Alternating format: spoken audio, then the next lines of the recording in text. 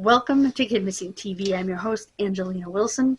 This is the case of Paul Jepson, who disappeared from what is referred to as the Bennington Triangle in New Hampshire. His nickname was Buddy.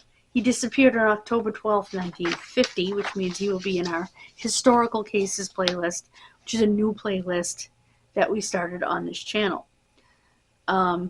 He was a special needs child. He was 8 years old.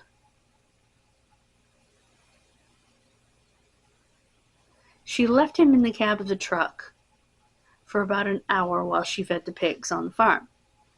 She returned and he was gone. A bloodhound tracked the boy along a logging road to an intersection of back roads near a stream.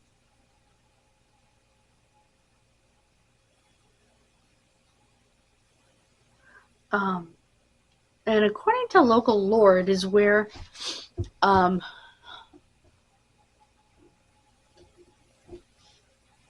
remember her first, Paula Weldon had disappeared 4 years earlier.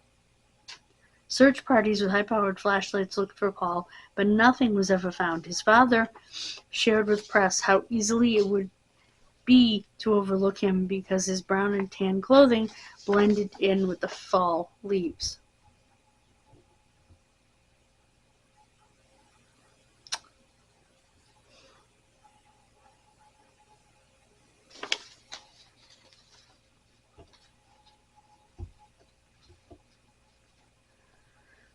Excuse me.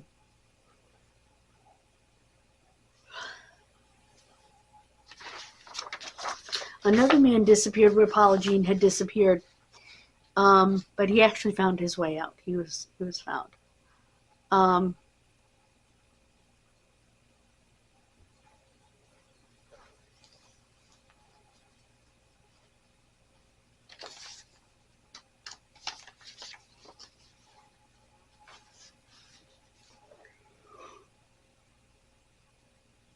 Excuse me.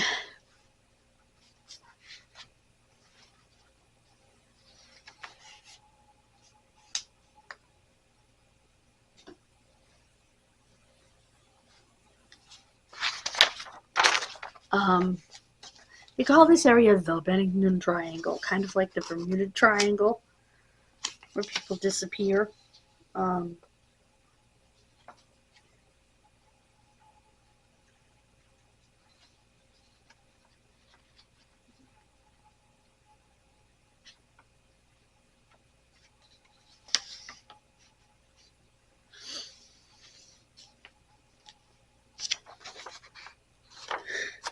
Excuse me.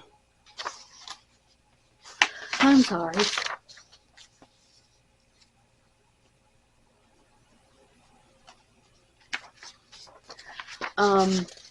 Unfortunately, there's very little known about his case. They're talking about other missing people in the triangle, but there's very little known. I will say that his father was Paul Jepson Sr., who died in 1990 without ever knowing what happened to his son, and his mother, Margaret Jepson, died in 1994 without ever knowing what happened to her son.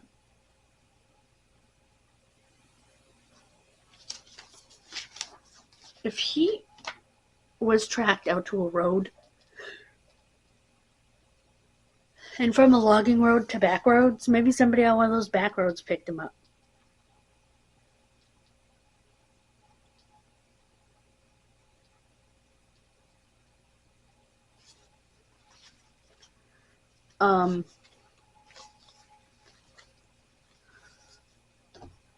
He was 8 years old. They don't specify what kind of disability he had.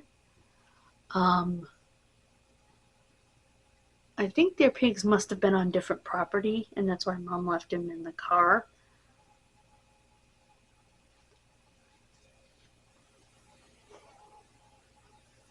I do not know why I'm yawning so much. So, And I do not have a phone number for this case, and I tried to get phone numbers for all the cases, but I just wanted to do it because it's another one from that area. So,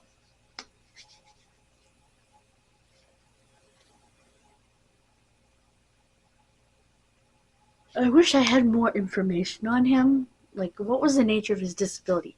How disabled was he? The fact that he wasn't institutionalized means that he probably wasn't that disabled.